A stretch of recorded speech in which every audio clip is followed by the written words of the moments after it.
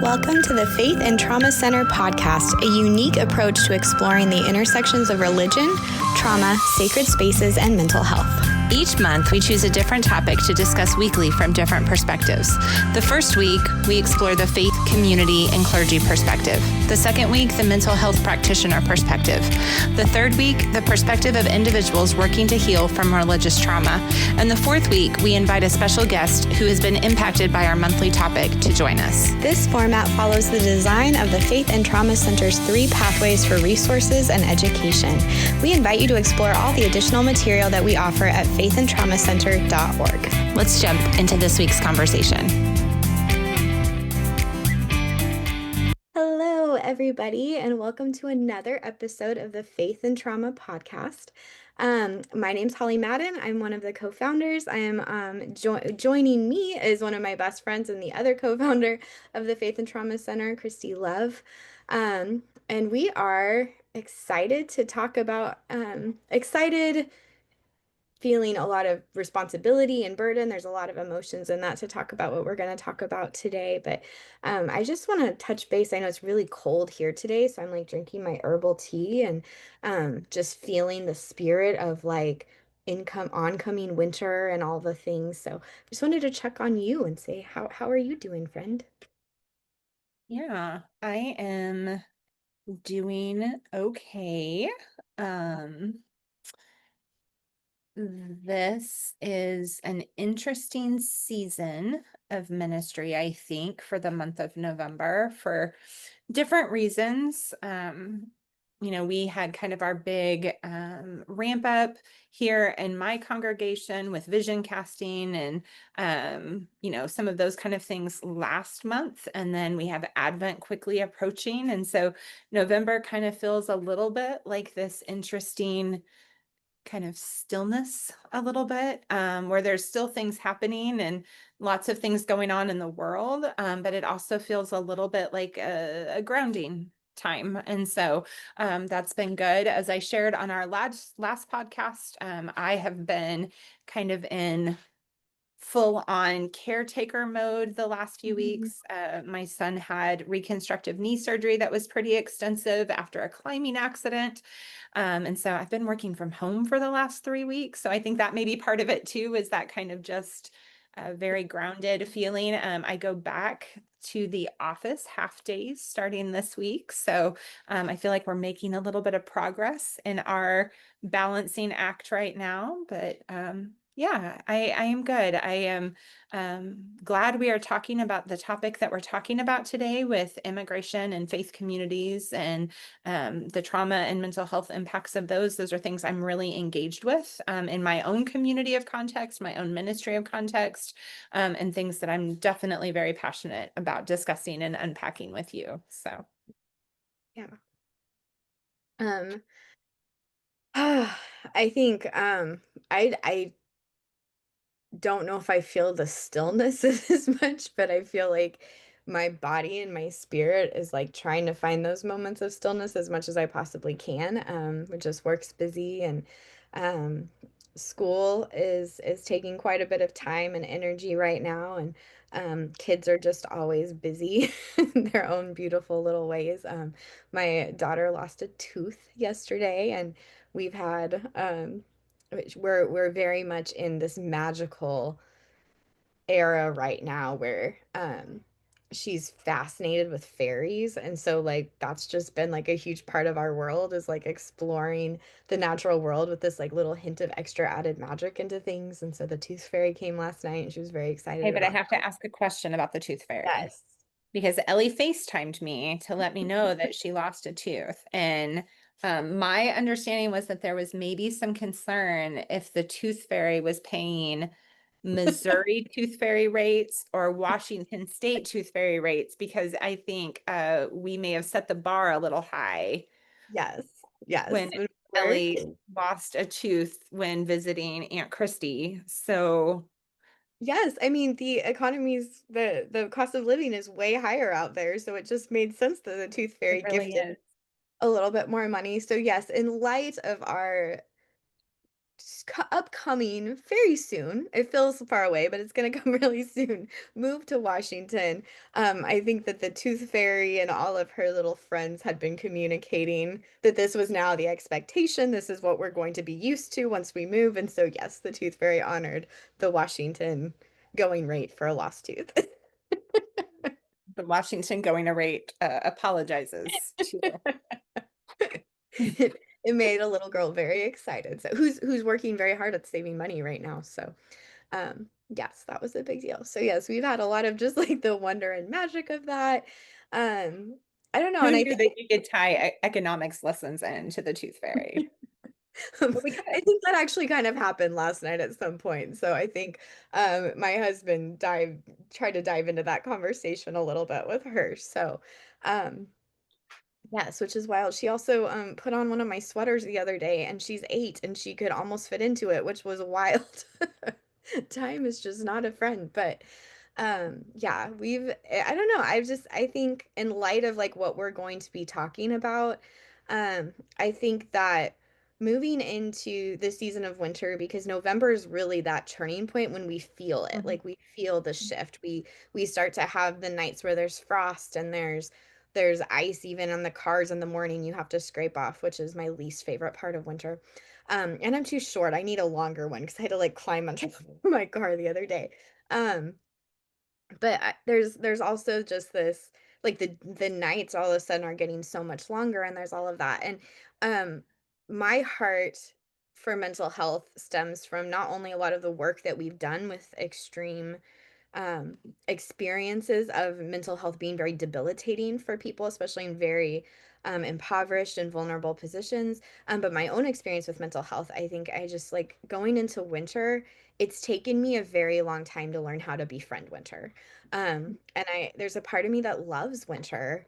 There's a part of me that feels like there's so much magic in the winter. Like today after school, the kids and I went, we were just dancing in the cold. Like it was beautiful. It was lovely. The clouds and the trees, there's like leaves falling and just that chill on your skin. It felt really magical.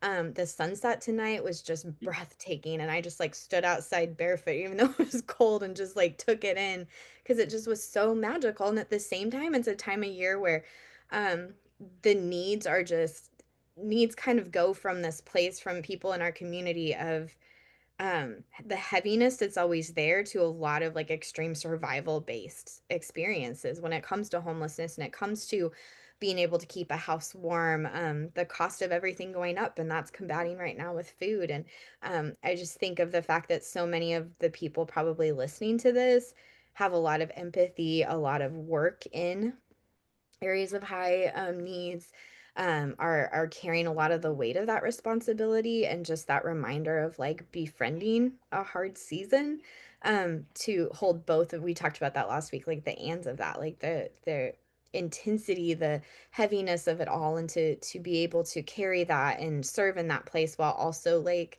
giving yourself room to play and room to enjoy, room to see the magic in a season. And I think that's kind of where I've been, a lot. And it helps that I have kiddos that believe in fairies. One who um, really loves the show Bluey. I'm a huge Bluey fan personally, and he calls his fairy his cheeky fairy because of Bluey. So that's kind of my little thing. So I know going into this topic, like we're going into a season that has a lot of magic because it's Christmas, and moving into the Advent season, and also just a lot of high needs, especially in this time in this political climate. So do you want to kind of start us off? I know we talked some about new resources last week, and we shared about quite a few. And one we didn't talk about is really kind of the launch pad for this conversation. Something really beautiful you've created.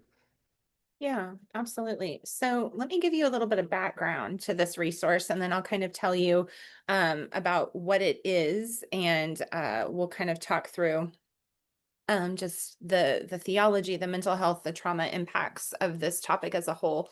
So, as Holly talked about, we've done a lot of work together in high poverty context, and our next podcast that'll come out next week will actually focus on homelessness and mental health and religious trauma, as November is Homelessness Awareness Month.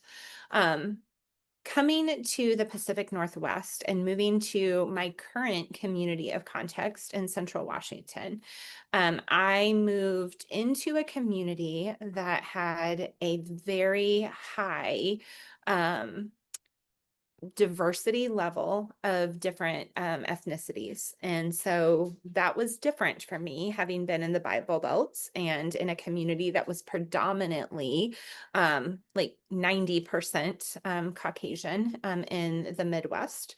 So moving out here, much higher Hispanic population. We have a lot of orchards in our community. Um, the community that I'm in is often nicknamed the Fruit Bowl of Washington. And so that was kind of interesting to learn about. We have a lot of apple orchards and a lot of different kind of fruits that are grown, which means we also have a lot of individuals that are working out in the fields who are undocumented. Mhm. So when the election happened this past year, and we had a leadership change in our country politically in Washington, D.C., that implemented some very aggressive immigration policy enforcement. We knew that that was directly going to impact my county, my state, and my city. So back in early January of this last year, right after the inauguration, there was an event held in my community, and it was a listening session. And it brought together over 100 leaders in my community to talk about our concerns with immigration policy, the rumors that we were hearing at the time, things that we were thinking we may need to do or prepare, or what do we need to be, thinking ahead on to support neighbors that may be very vulnerable in this season. In that conversation in my community, and I know that my community is not the only community that's been, was having those conversations initially. There was a lot of fear across this country, especially in progressive faith spaces, saying, what are we going to do? Because we know that our immigrant neighbors, Mhm. documented and undocumented, were definitely going to be a target of this current administration. And so there have been a lot of conversations happening. For my community, one of the things that ended up happening was we ended up identifying 11 different groups that could be working in different ways. So for example, there was a group that was started to look at and talk about and brainstorm access to healthcare.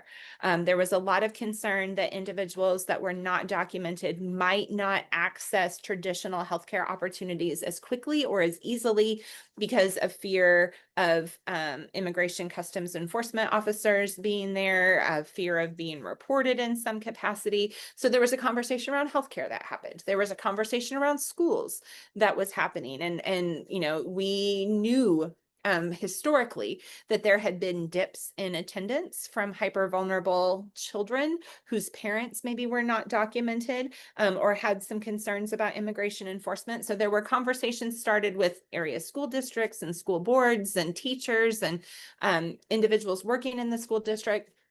And so there were all of these different groups. One of those groups was our faith community. And as we kind of started talking and brainstorming and what does this look like, this was even before we had the announcements from our current administration that they would be repealing and rolling back sanctuary protections.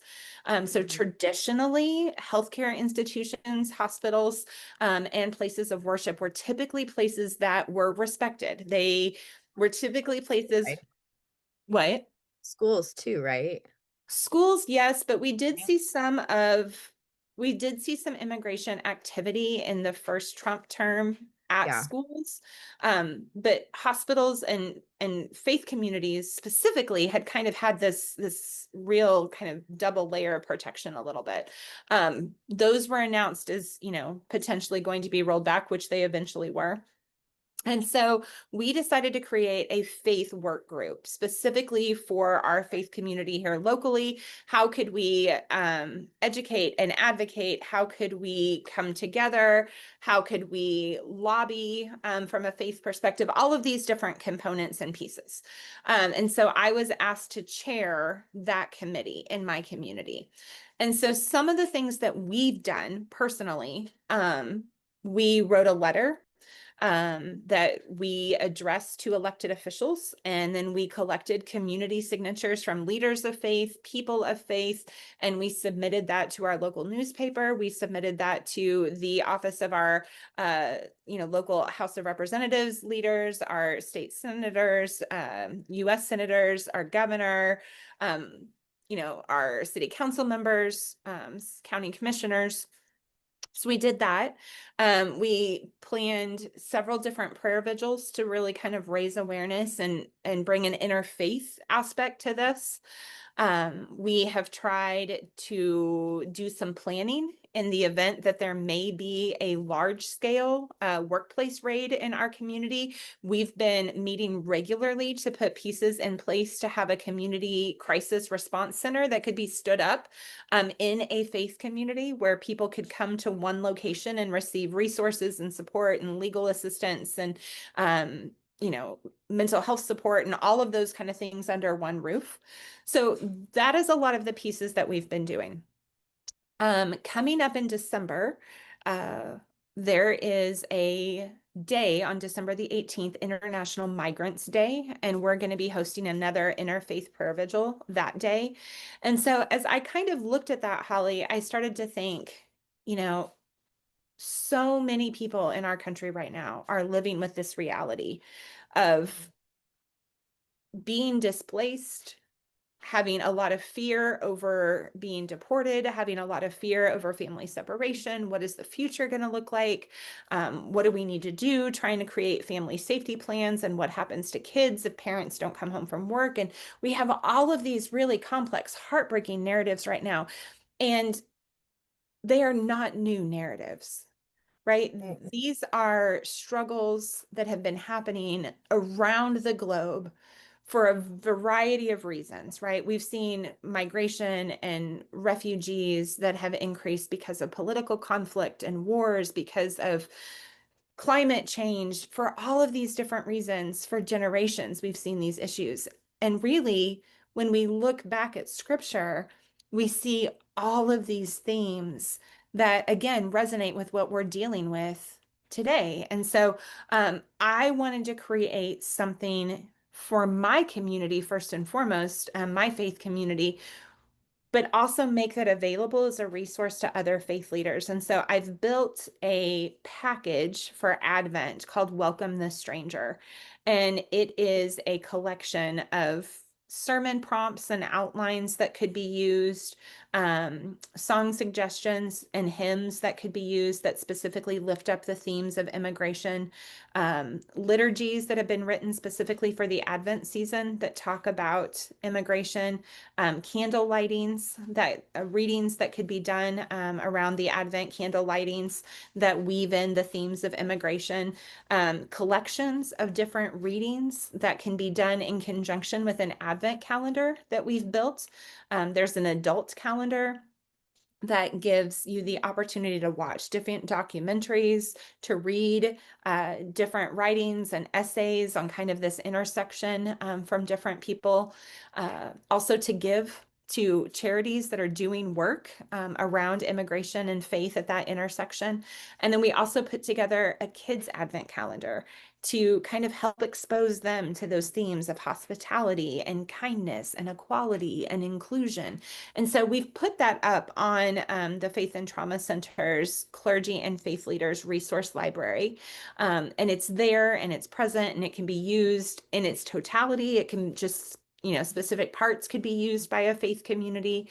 But really the heart of it and the context behind it has been, how do I personally, as a faith leader, help my faith community and my wider community to navigate this theological intersection of not just believing the words of scripture, where we're called to welcome the stranger, we're called to care for the least of these, we're called to, protect the widow and the children, and all of those kind of capacities that's woven into scripture.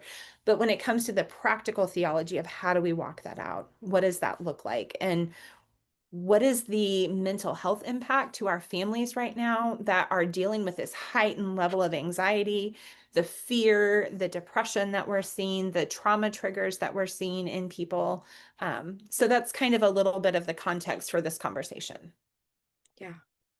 No, I am so I love what you've created so much. I love seeing you lead out in those initiatives because I think that there's a lot of really good-hearted people that are in positions like in faith leader roles that are just saying like, "I don't know what to do." Like, especially with the removal of that safe space, like, how do we help people when we can't even offer, like, the safety of that space, and yet to be able to say, like, "No, but the answer to that is to continue to push forward, to advocate, to talk about it." I think that there's so much I don't know if irony is the right word. It's honestly more just like disgust or heartbreak that we move into the Christmas season where the Christian Christmas story is really one that really highlights immigration and it highlights the importance of inclusiveness and of supporting our neighbors and loving people and how that was like this mission of like eradication like for the whole purpose of like Jesus coming and Jesus's whole ministry was like this very inclusive ministry and like that is just like plastered everywhere right now as we're moving into the Christmas season and I think so many people are like decorating early places are because there's just this need for like that joy and that connection piece and like here's this really beautiful underlying theme of all these things and yet that is like oftentimes now being used by the same people that are very very much opposing um those policies, those laws, like the funding of ICE and all of those things that's just really complicated, and really frustrating. And I just think that there's an element there of, that our church leaders, our pastors, our faith communities have so much potential to lead the charge in that and to make that just at the just a very powerful point of their hearts and their mission and the language that so many people are looking to them to like how do we do this like how do we handle this what are we even supposed to do right now how do we make a difference and so I love that you put something together that's not only here's really there's some theology here here's pieces of like service and stuff but here's also very practical things that you can do so yeah I love that. Yeah. Yeah, I mean, I think, one of the religious trauma intersections of this topic of immigration and immigration enforcement under our current administration right now is, you're dealing with an administration that is built Mhm. on the rhetoric and the platform of Christian nationalism. And it has appropriated scripture, it has taken scripture out of context. It has used scripture as just an unbelievable weapon, to really try to, I would argue, manipulate individuals into feeling like, well, this is a sanctified action because, this is a person who is a person of faith and a person of belief. And, you know, I, I'm not gonna judge somebody's faith, but I do know scripture tells us very clearly that like we'll know faith by fruit. And I have a hard time seeing the fruit of love and compassion and kindness and gentleness, um, when we see a lot of all capital letter social media posts that are very hateful and divisive and angry and ugly. Um, and so I think one of the things that's really complicated right now, Holly, is, we were already, as we watched church attendance trends over the last, 30 years, we were already dealing with a lot of really complicated relationships with faith communities for people. There were a lot of people stepping away from church, stepping, back from formal religious involvement for a myriad of reasons, right? We've seen studies that have shown us that young adults are leaving and not coming back. We're seeing, studies that show us that women have been leaving in droves and not coming back. We're seeing more and more, older adults that have been leaving for different reasons. But again, and I talked about this a little bit last week, anecdotally, when we start talking to people, and for me, I have a lot of new people who have connected to our faith community in my community, which is probably one of the more progressive faith spaces in our city. Absolutely. But when we will talk to people and say, oh, how'd you hear about our church? Or, what brought you here? A lot of people are saying it was your church signs. It was these glimmers of hope in the midst of all of my frustration with the church right now that maybe made me have to wrestle with the fact that not every faith community was like the one I was listening to. And as I started to realize that that wasn't okay, and I needed to try to figure out where I go from here, this felt like a safe place to try to explore that and try to figure that out. There definitely seem to be a lot of individuals who are struggling with the merging of politics and faith that has happened under this administration very intentionally. And the way that that's been weaponized is driving people away from a lot of faith spaces, from a lot of evangelical spaces. I think it's been the catalyst for a lot of deconstruction. I think it's been the catalyst for a lot of people walking away from formal church attendance right now, or making changes to involvement and belief structures. And so there is definitely kind of this wave of religious trauma that I think we're seeing right now as people are having to walk away from places where they've built long-standing relationships. I think there's a lot of grief in people because of this rhetoric and the duplicity and the hypocrisy that they're seeing in people that they loved and leaders that they trusted. I think we're seeing a lot of family division and family estrangement that's really rooted in a lot of this political ideology, and a lot of it has to do with the conversation around immigration. Um, I think, and we're seeing that get exacerbated by the increased activity and intensity of the tactics that immigration customs enforcement officers are using across the country. I think the more blatant those things are getting, the more difficult it is to ignore what Mhm. a stark difference that is from what we're called to do in scripture. Yeah. I mean, I think how whether someone believes the same or not, I think that there is this long held hope that places of faith will be a safe place when someone's in need. And I mean, the work that we did in our church plant, and then the years before that, that you and I kind of bounced around to different churches, as there was some the role that you had as feeling called to be a pastor, and like having to leave the Baptist church because of the pushback on that. And there was, I mean, we were at four churches together, three churches, something like that Mhm. before. And I think of how each of those places that we were at, there was this like resonating experiences of people that were calling the church or coming to the church saying, I have this need and I need help. And Yeah. there's this hope that so many people have that you will be that safe place for me. And what I think is so incredibly heartbreaking, um, is that that is not there is no more safety in that, to just say like, "Oh, we're a church," or "I love Jesus," or that kind of stuff. Like, that is not a safe thing anymore. It then becomes this like more questions are needed, because there's this fear of, not only are you maybe not safe for me, but you might be the very people that are voting to kick me out of this country or take away these benefits or whatever that is. And I think that there's this extreme thing that's happening. There's a lot of progressive faith communities that are at this end of things, and then there's the very horrific Christian nationalism at this end, and then there's a whole lot of apathy in the middle. And I think that that's very complicated, and that's why like it's so important now more than ever that there is vocalizations. You can't just assume that like, oh yeah, well, of course I believe that. Like people don't know that.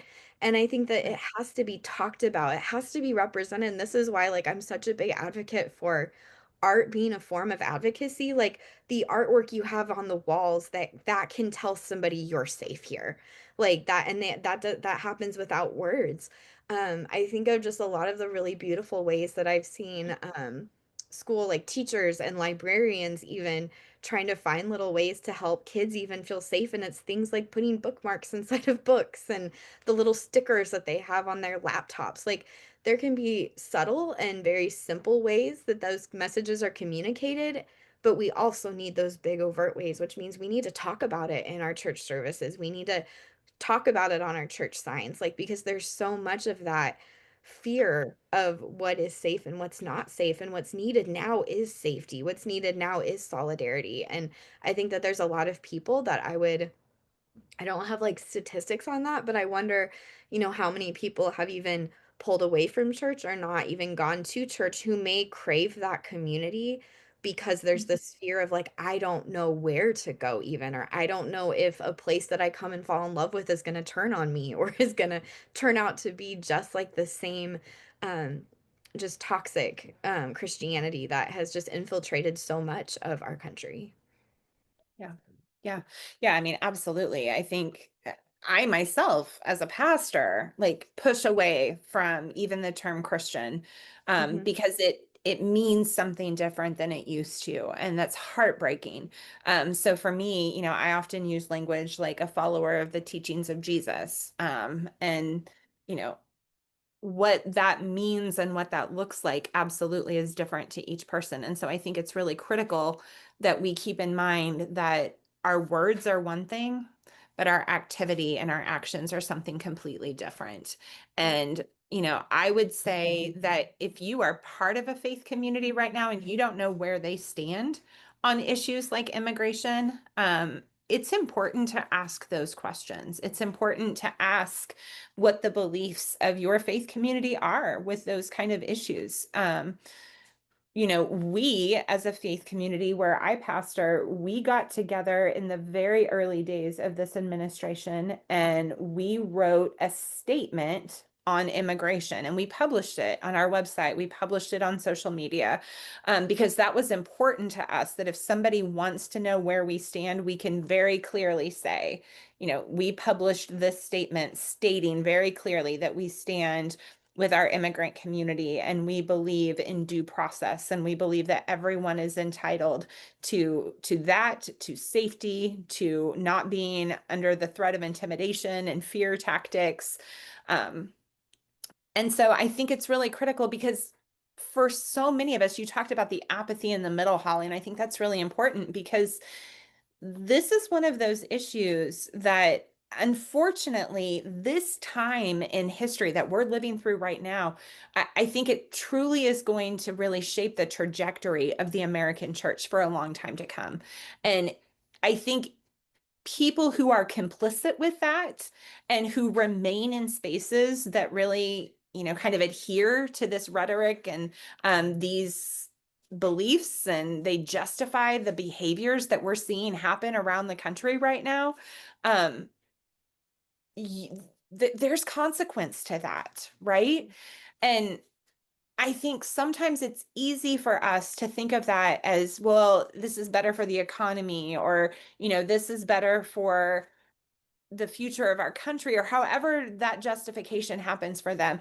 Um, but when you take the time to get to know individuals, when you take the time to listen to stories of what people are living through, who have family members who have been, picked up by ICE agents, who have been deported without due process, who have been, you know, you and I, Holly, were part of an individual story in the work that we were doing together who had an unbelievably tragic story.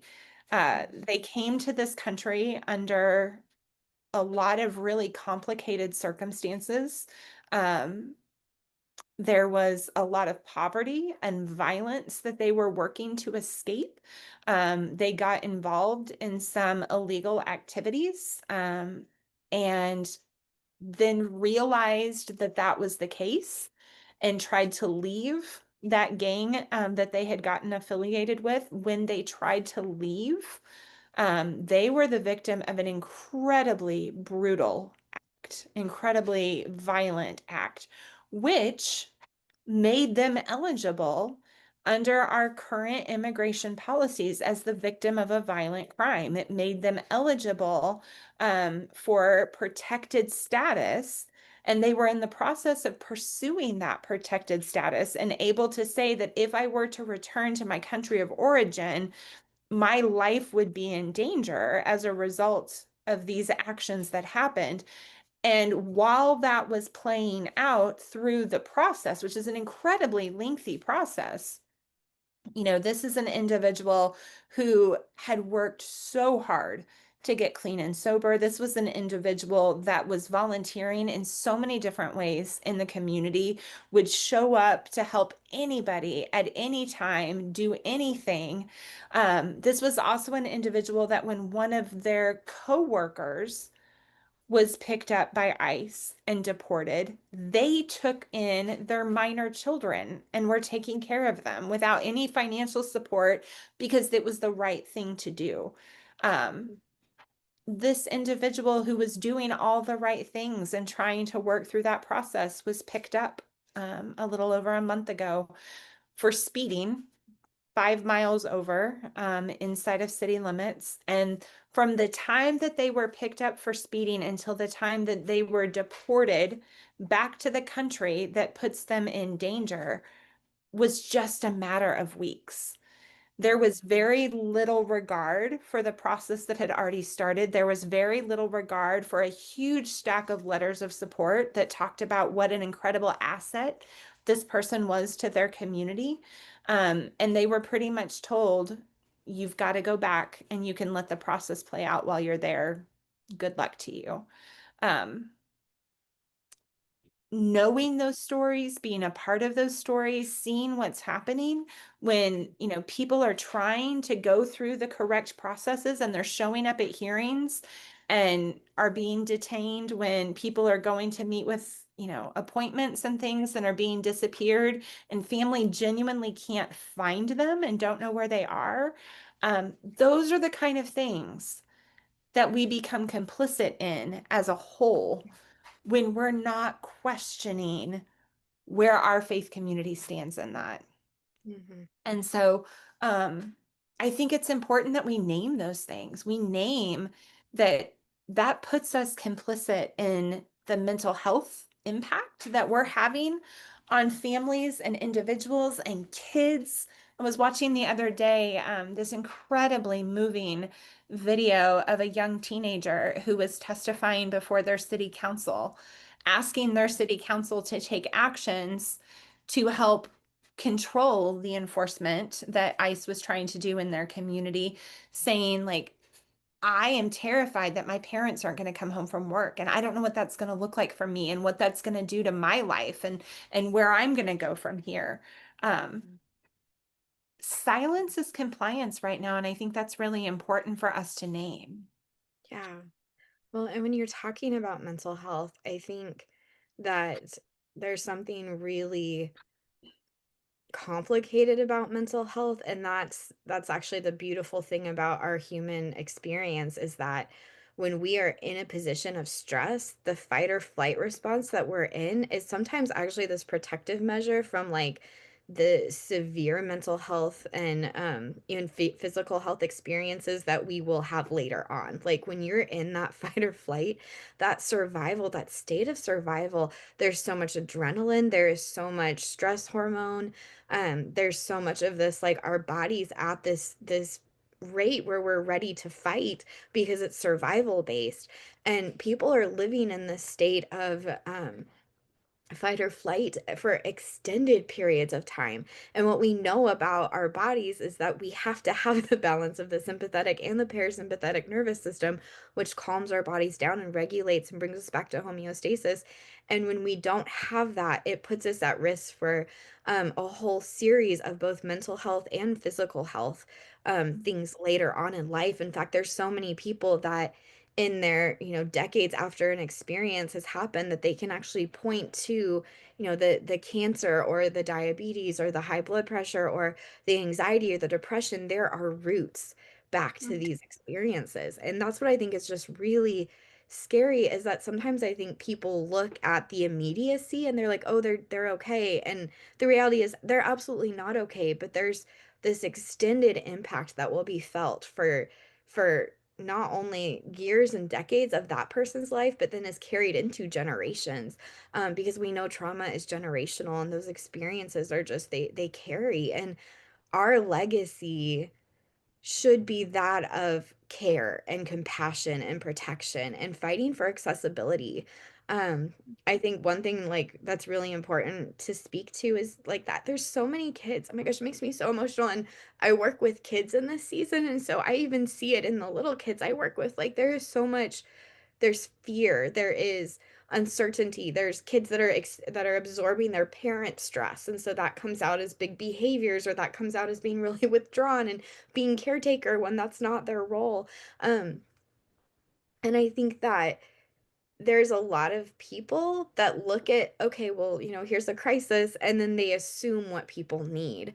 The amount of times I've heard in the last couple of weeks, well, we should just do a toy drive. Like kids need toys. Like sure, kids love toys, like, that's, like, great, but, like, the need right now is that kids don't lose their parents, that they're not separated from their parents. The need is that they have the support and advocacy to be continuing to move in these due processes that they've already begun, that they're doing right, that they deserve, that they need to be able to go to school without feeling scared so that they can focus on academics. Because so many kids aren't able to focus on their schoolwork right now. There's so many parents that are not giving their all to what they could be doing because they're having to think of out like the back of their mind is constantly in this place of survival. And the heaviness of that. And there can be again a lot of good intention behind like let's do this or let's do this, but we need to listen. We need to sit down and ask, what do you need?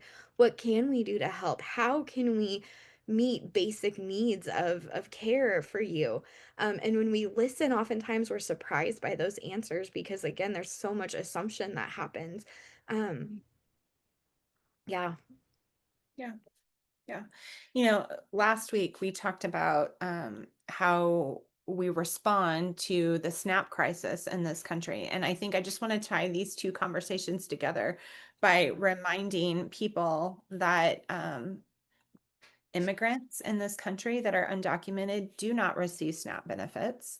And so, unless it is a no barrier food pantry where no questions are asked or no documents are required, um, there is a growing crisis when it comes to accessing services for our community right now that is incredibly concerned about seeking help and support because they're afraid that those actions will put them at greater risk of immigration enforcement. And so, as we go into this holiday season, I think it's really important that we're not just wrestling with the theology of welcome the stranger and recognizing again just the duplicity and the hypocrisy of ignoring, you know, the the displacement of the narrative in the nativity story, ignoring the fact that immigration and welcoming the stranger is consistent through Old Testament and New Testament. Like, this is a call to who we are at our core as people of faith, period. Yeah. Hard stop.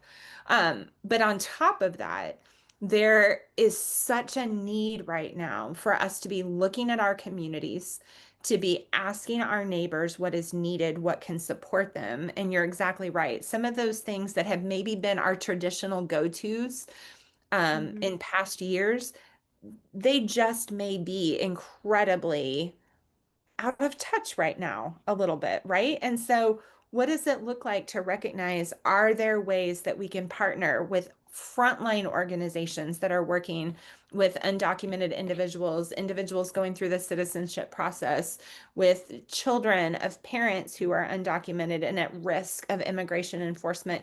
What are the needs that are there? How can we give to some of these organizations and agencies and make sure that we're funding access for immigration attorney consults and helping to cover some of those costs? And what does that look like to be collecting suitcases so that families have the ability that if a loved one is detained and then deported, that they could potentially get a suitcase of clothing to them before they are sent away and out of this country. And so there are so many practical gaps right now that exist in this web of immigration enforcement across our country. There are so many opportunities for faith communities, for people of faith, for faith leaders to stand up, to advocate, to speak out, to show up, to show themselves to be people that are fighting for what is important. Because you're exactly right, Holly. So many kids right now, I think, don't know who to trust, don't know who is safe. And I think it's important that we find ways to communicate to our Mhm. community that I'm a safe person. I believe that this is wrong. What are ways that we can do that? What are ways that we can, um, you know, kind of infuse that into our actions, into our words, into our sermons, into our gatherings, into all of the different spaces that we're investing money, we're investing time, we're investing volunteer hours right now because um, this is crucial in our community right now for like the here and now and people that are being impacted. But this is also crucial for the legacy that we're shaping of Mm. this chapter of the American church. And is this really the narrative that we want to look back at this time in history and look at what the church was complicit in, what the Mm. church was a partner in happening? Um, Yeah. because that grieves me to my core. Yeah. I kind of want to issue a challenge to anyone who might be listening who is not a faith leader or who may not even actively be involved in church right now. I think that there's also this really powerful call that we all have as just basic humans who have a heart for people, and having a heart for people means that you have a heart for justice, you have a heart for inclusiveness, you have a heart for those basic human rights and needs being met. And I think something that we can do, no matter where you may find yourself aligning spiritually, or what involvement you may want that to look like, is if you do have interactions with people who are faith leaders or those who are inside of churches, challenging, asking questions, and it can come off as curious, like, what is your church doing to support people this season? Have you thought about maybe challenging church leaders? Like, I've heard of this really great resource, and I think that there's something really powerful that we have as people who may not always be in a church in the immediacy of our season to ask those questions, to be curious, to challenge. Because sometimes I think that we feel that that isn't going to go anywhere, but you never know what that persistence, and you never know what that curiosity, that questioning could bring about in conversation that could turn into something being a really Yeah. beautiful opportunity for a local church to be loving on people differently and better. Yeah. Yeah. The other thing that I would add to Holly, as we kind of start to turn the corner and wrap this conversation up, is if you are someone that is in the mental health profession or social work professions, um, in our community, there is a free community clinic that has gotten off the ground recently.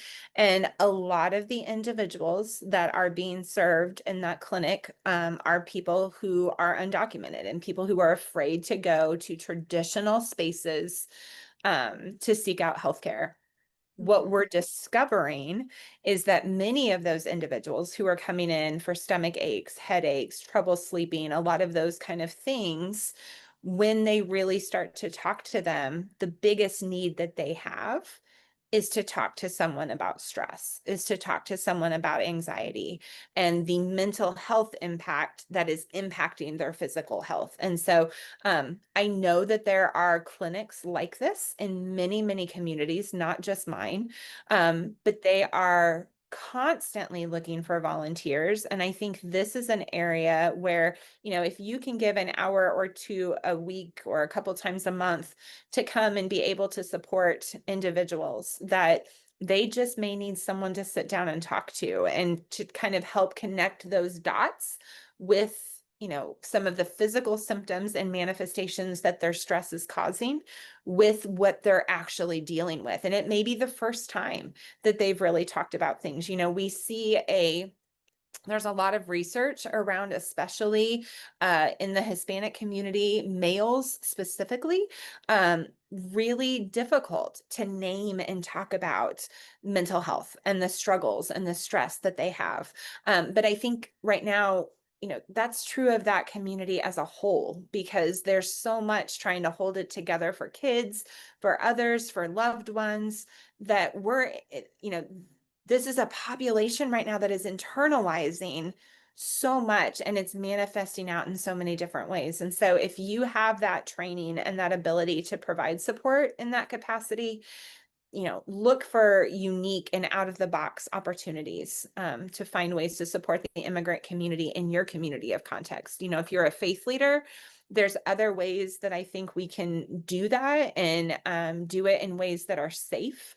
One of the things we're really mindful of is, we may not be a trusted space as a predominantly white church, but how can we partner with Hispanic churches right now in places that maybe do feel more safe? What does that look like? What do they need? What can we do? Our church does host citizenship classes. And so, when we know that those classes are happening twice a week at our building, we have taken some extra precautions in Mhm. terms of building security and some different things like that. And so those are all conversations I think that are adjacent to this issue too, that are important for us to be having individually and Mhm. organizationally. Yeah, absolutely. Yeah.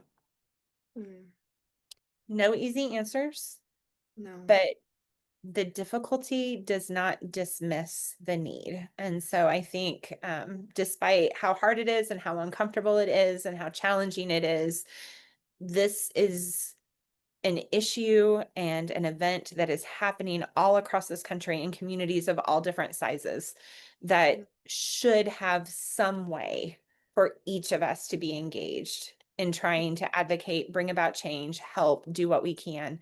And I just encourage you and urge you to really wrestle with what is your part to play. What side of yeah. history do you want to be on when it comes to this issue? That's really good. I love